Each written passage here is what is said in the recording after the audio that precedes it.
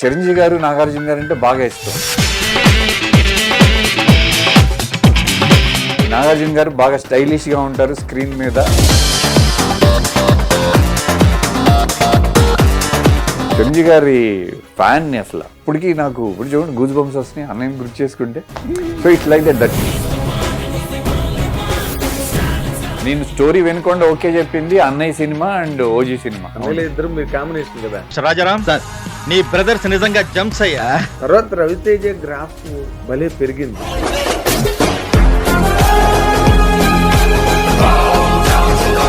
అది చూసినప్పుడు నీకు ఏమనిపించేది వెంకట్? ఎంత స్ట్రగుల్ చేశాడో తను చెన్నైలో ఉన్నప్పుడు మా వైవిఎస్ వీళ్ళందరూ రూమ్స్ లో ఉండి. So definitely he deserves that success. ఇప్పుడు మీలాగా గోల్డెన్ స్పూన్ తో పుట్టిన వాళ్ళకి అవకాశాల కోసం ఆఫీసులకి వెళ్ళడం, లేకపోతే ఆ డైరెక్టర్స్ తోని ఒక అది ఇప్పటికీ చేయలేదండి. అప్పుడు మగధీరాలో అడిగారు రాజమౌళి గారు, రాజస్థాన్ లొకేషన్ చూసి వస్తాను నువ్వు ఆలోచించుకొని చెప్పని అన్నారు. బట్ సమ్హౌ హరుడు ఇప్పుడు as a lead I'm doing the commercial mass story.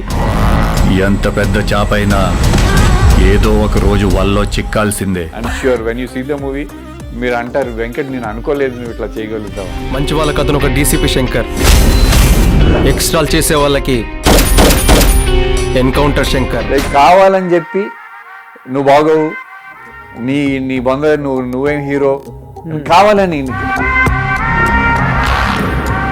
Vijay ఏమో ఇండిపెండెంట్ గా నిలబడ్డాడు కాబట్టి సీఎం అయిపోయాడు. పవన్ కళ్యాణ్ గారు ఇండిపెండెంట్ గా నిలబడలేదు, పొత్తులోకి వెళ్ళాడు. సిచ్యువేషన్స్ ఆర్ డిఫరెంట్ కదండి. ఆ state I don't want to take name, the target Kalyan అన్న. కళ్యాణ్ అన్న 100% స్ట్రైక్ రేట్ కొట్టారు. వరల్డ్ రికార్డ్ కదా. And he didn't quit when he didn't win. That is the best part of it. మీరు కొట్టండి, మీరు గెలిచారా? ఇది కరెక్ట్ డైరెక్ట్ గా ప్రకాష్ రాజ్ గారికి తగులుతుంది నువ్వు అన్నది. హిట్ టీవీ అభిమాన ప్రేక్షకులకు స్వాగతం. నేను మీ Nagendra Kumar. Welcome to my personal programme my special touch.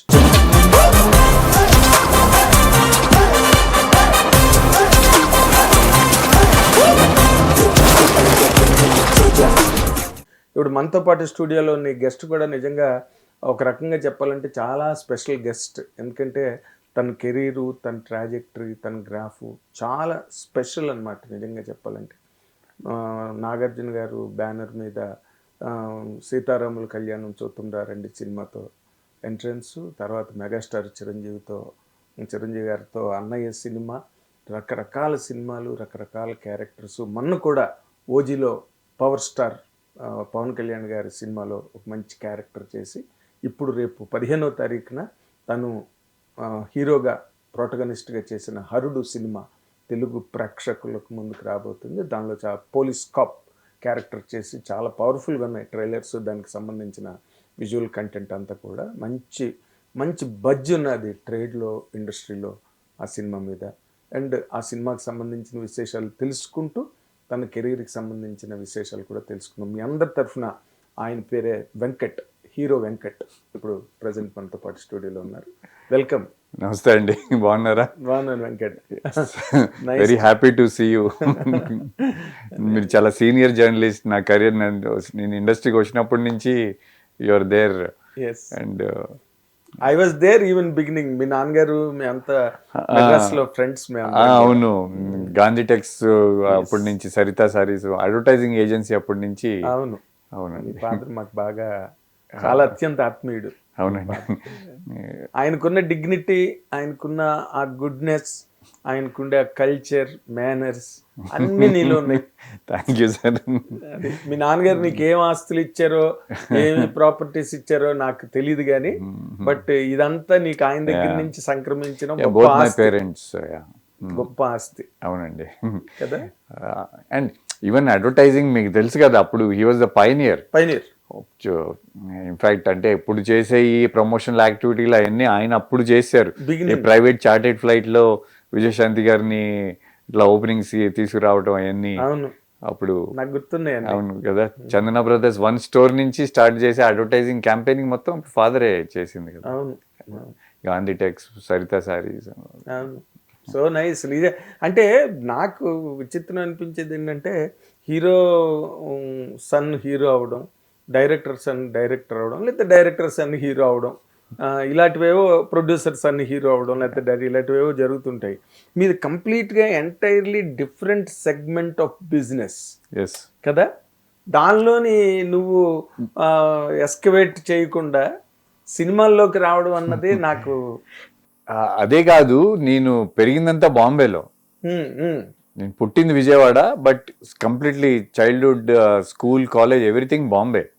So నాకు తెలుగు ల్యాండ్ నుంచి నాకు సంబంధం ఏంటంటే సమ్మర్ హాలిడేస్ స్కూల్లో ఉన్నప్పుడు వచ్చేవాళ్ళం, చిరంజీవి గారి సినిమాలు చూసేవాళ్ళం విజయవాడలో. ఓకే, అదొకటే సంబంధం. అదర్వైజ్ నేను మొత్తం పెరిగిందంతా నా లైఫ్ మొత్తం బాంబేలోనే. బట్ నాకు స్కూల్ టైం అప్పటి నుంచే మొదలైంది. హిందీలో మేము కీడా అంటాం, కీడా అంటే పురుగు తెలుగులో, బాంబే లాంగ్వేజ్ లో కీడా అంటాం.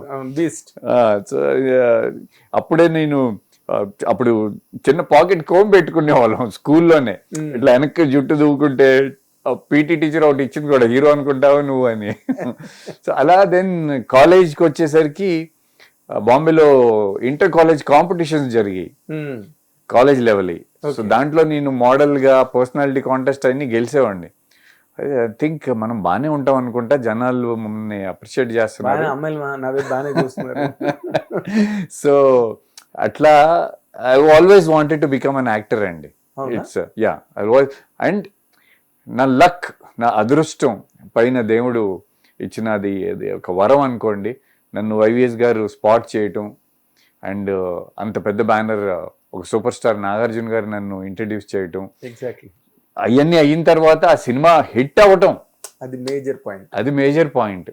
బికాజ్ ఐ రిమెంబర్, అండ్ దాంట్లో నాగేశ్వరరావు గారితో యాక్ట్ చేయటం, లెజెండరీ యాక్టర్ చంద్రమోహన్ గారు, మురళీమోహన్ గారు, అందరూ లెజెండ్స్. సో సినిమా హిట్ అనేది ఎంత ఇంపార్టెంట్ అప్పుడు తెలియలేదు, ఇప్పుడు ఇంకా బాగా తెలుస్తుంది. అప్పుడు too young to understand, just finish college and వచ్చేసాను, అసలు ఏమి ఇక్కడ ఐడియా లేదు. సరే, ఒక పెద్ద super star, Annapurna studios, big banner, launching, very happy. అది కూడా మీ నాన్నగారు చెప్పుంటారు నీకు? యా, అది కూడా వచ్చింది నాకు, ఆయన అడ్వర్టైజింగ్ ప్లానింగ్ చేయటం వల్ల వచ్చింది. అప్పుడు స్టెర్లింగ్ రెడీమేడ్ గార్మెంట్స్ అని ఉండేది, స్టెర్లింగ్ షర్ట్స్. అవును. సో దానికి నేను మోడలింగ్ చేశాను. సో ఆయనకున్న brain or knowledge, marketing vision తో దాని నేను ఐ రిమెంబర్ చెక్ షర్ట్, ఇట్లా షర్ట్ ఓపెన్ పెట్టి మెడలో అది కట్టుకొని స్టాండింగ్ స్టిల్, అది మన తెలుగు మ్యాగజైన్స్ వాటిలో ఆయన ప్లాన్ చేసి, ఆ స్టిల్ చూసి యాక్చువల్లీ చోటాకి నాయుడు గారు నన్ను స్పాట్ చేసింది. ఓకే, ఆయన అప్పుడు ఏదో సమ్ టెలివిజన్ స్టోర్కి సమ్ షో సీరియల్ ఏదో చేస్తున్నారు. సో అప్పుడు ఇట్లా చూశాను, వెళ్ళా చూడు అని. అప్పుడు వైవిఎస్ గారు ఎత్తుకుతున్నారు కొత్త వాళ్ళ కోసం. ఎప్పుడు కొత్త వాళ్ళ కోసం. సో నన్ను చూడంగానే ఆయన, అప్పుడు యాక్చువల్లీ అప్పుడు వచ్చింది కూడా నేను మన విజయవాడ, గుంటూరు స్టెర్లింగ్ షోరూమ్ ఓపెనింగ్కి, బాంబే నుంచి హైదరాబాద్ నుంచి బై రోడ్ వెళ్ళాలి. అప్పుడు విజయవాడకి ఫ్లైట్స్ లేవు. అవును. సో విజయశాంతి గారు ఓపెనింగ్ గుంటూరు స్టోర్కి. ఓకే. సో అలా నేను విజయవాడ మళ్ళీ రిటర్న్ వస్తున్నప్పుడు నా ఫ్లైట్ డిలే అయింది. అంటే బాంబేలో పెరిగి తెలుగు సినిమానా చెయ్యాలా, బట్ సినిమా అంటే ఇష్టం, అంటే ఛాన్స్ డైరెక్ట్ బాలీవుడ్ లో కొట్టేద్దామనే. బట్ అన్నపూర్ణ స్టూడియోస్ పెద్ద బ్యానర్, నా ఫ్లైట్ డిలే అయింది. బాలీవుడ్ బాబు అన్నపూర్ణ స్టూడియోస్ అంటే. Yeah, obviously. So I remember అక్కడ మన బంజారాహిల్స్ క్యూ మార్ట్ దగ్గర వైవిఎస్ గారి ఇల్లు. అవును. నేను ఆయన కలవటానికి వెళ్తున్నప్పుడు ఆయన మ్యూజిక్ లో, సినిమాలో ఏ దేశం ఎగినా అనే సాంగ్, ఆ మ్యూజిక్ ట్యూన్ వింటున్నారు ఆయన. అది యాక్చువల్లీ మన గోల్డెన్ ఐ సినిమా బాండ్ దాంట్లో నుంచి తీసుకున్న అది ఇన్స్పిరేషన్. సో అలా నన్ను చూశారు, కలిశారు, అండ్ ఆయన అప్పుడే ఫిక్స్ అయిపోయాడు. తర్వాత చెప్పాడు, నువ్వు నా హీరో అని నేను ఫిక్స్ అయిపోయినాయా అని. ఎప్పుడు బొమ్మలు చూడగానే? ముందే నన్ను ఫోటోలు చూసి నన్ను కలిసి, ఆ టైంలో ఇంకేంటంటే బాంబే రావటం, హీరోయిన్స్ సెలెక్షన్ కోసం, అట్లా మీ ఇద్దరం ఫ్రెండ్లీ అయిపోయాం. నేను బాంబేలో ఉండటం వల్ల అక్కడ లోకల్ హెల్ప్ అవన్నీ. బట్ నా screen test was one big joke అసలు. ఎలా? అన్నపూర్ణ స్టూడియో 7 acres లో అప్పుడు నిన్నే పెళ్ళాడితే రిలీజ్ అయ్యి మంచి హిట్ అయిపోయింది. అవును, పెద్ద హిట్ కదా. నాగార్జున గారు అప్పుడు నేను ఫస్ట్ టైం ఆయన కలిసింది నానగ్రామ స్టూడియోలో తబ్బు గారితో కూర్చొని ఆయన ఆవిడ మా ఆవిడ ఐ థింక్ ఆ సినిమాని అనుకుంటా, జైల్ సీక్వెన్స్ ఈవి గారి సినిమా, ఆ షూటింగ్ లో ఫస్ట్ టైం కలిసింది ఆయన్ని. సో బిఫోర్ దాట్ మా స్క్రీన్ టెస్ట్ 7 acres లో నిన్నే పెళ్ళాడితే సెట్ లో నేను అప్పుడే చూసా సినిమా. అది ఓకే, అరే భలే ఉంది అంటే కొత్త కదా ఆ సినిమాలో చూసిన సెట్, ఆ రోజు నేను వేసుకున్న కాస్ట్యూమ్స్ నాగార్జున గారి ఆ సినిమాలో ఆయన వాడిని చేంజెస్ అయ్యి, అరే నేను ఆయన కాస్ట్యూమ్ అంటే నాకు చిరంజీవి గారు నాగార్జున గారు అంటే బాగా ఇష్టం. నాగార్జున గారు బాగా స్టైలిష్ గా ఉంటారు స్క్రీన్ మీద, ఒక బాలీవుడ్ హీరో లాగా ఉంటారని ఎప్పుడు I to feel. So screen test ఇప్పుడు మనం ఎట్లా మాట్లాడుకుంటున్నామో ఇది స్క్రీన్ టెస్ట్. నాకేం రాదు, action cut camera I don't know anything. తెలుగునే వచ్చా? పోనీ తెలుగు వచ్చు, లక్కీలీ ఇంట్లో తెలుగు మాట్లాడాలి. Parents thanks to them. And Vijayawada వస్తూ ఉండేవాడిని కదా సమ్మర్ లో, చిరంజీవి గారి సినిమాలు చూస్తూ. ఆయన సినిమాలు అంటే నాకు విపరీతమైన ఇష్టం. రీ రిలీజ్ లో అన్ని నాన్ ఏసీ థియేటర్స్ ఎత్తుక్కొని వెళ్ళిపోయి అన్ని చూసేవాడిని నేను. యా. సో అడిగింది ఏంటంటే నాగార్జున గారితో. So yeah screen test. Yeah so screen test నాతో పాటు ఆ ఇయర్ గ్లాడ్రాక్స్ మ్యాన్ హంట్ అంటే అప్పుడు మిస్టర్ ఇండియా విన్నర్ ఆ కుర్రాడు. అతను చూస్తే ఒక 6'2" ఉన్నాడు, ఫేర్ గా ఇట్లా బెల్ట్ గిల్ట్ బాడీ గీడి అని. నేను సన్న బక్కగా పెట్లాగా ఉండేవాడిని, హైట్ ఓకే బట్ సన్నగా అట్లా ఉండేవాడిని కదా. సో ఇతని ముందు నన్ను ఎందుకు సెలెక్ట్ చేసుకుంటారు, భలే ఉన్నాడు కదా నాకే అనిపించింది. He's good looking guy of course. And అతను ఏదో డాన్సులు చేసేస్తున్నాడు, డైలాగ్ అట్లా చెప్పేస్తున్నాడు కెమెరా చూసి. మనకి ఎక్కడ ఛాన్స్ ఇస్తారు, మనం ఆవేశంగా బాంబే నుంచి వచ్చేదాం ఏదో మనం ఫ్లైట్ టికెట్ అప్పుడు వచ్చింది.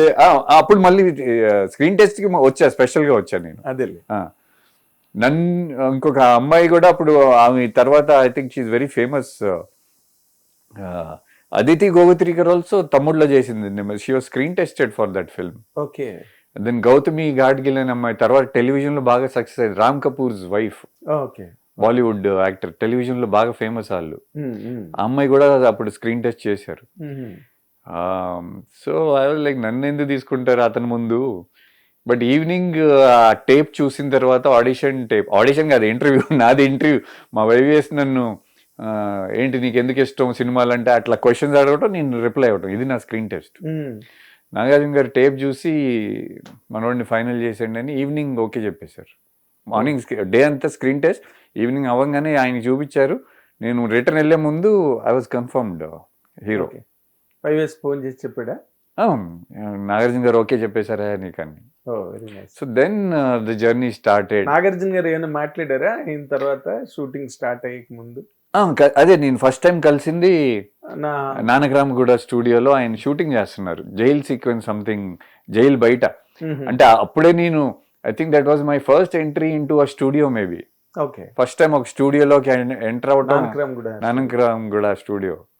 ఒక జైల్ సెట్ చూసి అంటే మన సినిమాల్లో చూసి ఎంత ఎక్సైట్ అయిపోతాం, అది ఎదురుగుండా అంత handsome super star and Tabu గారు కూర్చొని ఉన్నారు. ఇట్లా నా సినిమా హీరో అని ఇంట్రడ్యూస్ చేశారు. అప్పుడు ఒక పెద్ద హీరో నా సినిమా హీరో అని ఇంట్రడ్యూస్ చేశారు, అది తబ్బు గారి. Cloud9.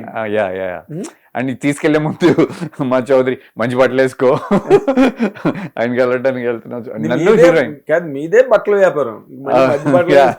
నన్ను చాందిని హీరోయిన్ ని అప్పుడు తీసుకెళ్లి ఫస్ట్ టైం ఇంట్రొడక్షన్ నాగార్జున గారితో అక్కడే.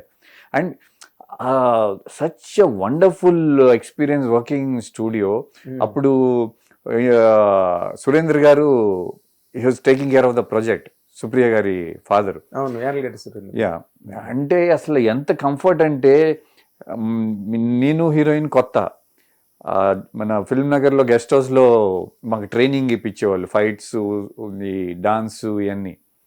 సో ఈవినింగ్ పూట్ల వాళ్ళు బయటికి తీసుకెళ్ళండి సుమంత్ని సుప్రియ గారిని పంపించేవాళ్ళు. ఓకే. సుప్రియ ఇప్పుడు ఆమె ప్రొడ్యూసర్ అయిపోయింది, she's taking care of studio. But she was very friendly and she was my first friend in Hyderabad in fact. Oh great. So Nagarjuna garu అంతా he's to take care of us so much. వాళ్ళు కొత్త వాళ్ళు ఇక్కడ, వాళ్ళకి ఎవరు తెలియదు, అప్పుడప్పుడు మధ్యలో బయటికి తీసుకెళ్ళినని. సో సుమంత్ అండ్ సుప్రియ అట్లా ముందు నుంచే తెలుసు. అండ్ వైవిఎస్ గారు ఏమంట రవితేజ వచ్చేవాడు మా ప్రాక్టీస్ లైవ్ చూపారు, మా వైవిఎస్ తీసుకొచ్చేవాడు మా హీరోని చూడ అట్లా. And Ravi is from north India, అతను కూడా పెరిగిందంతా నార్త్ ఇండియా. సో నేను బాంబే. సో మీ ఇద్దరు హిందీలో మాట్లాడుకునేవాళ్ళం. ఓకే. సో బిఫోర్ డూయింగ్ అన్నయ్య I knew Ravi Teja. Okay. Okay.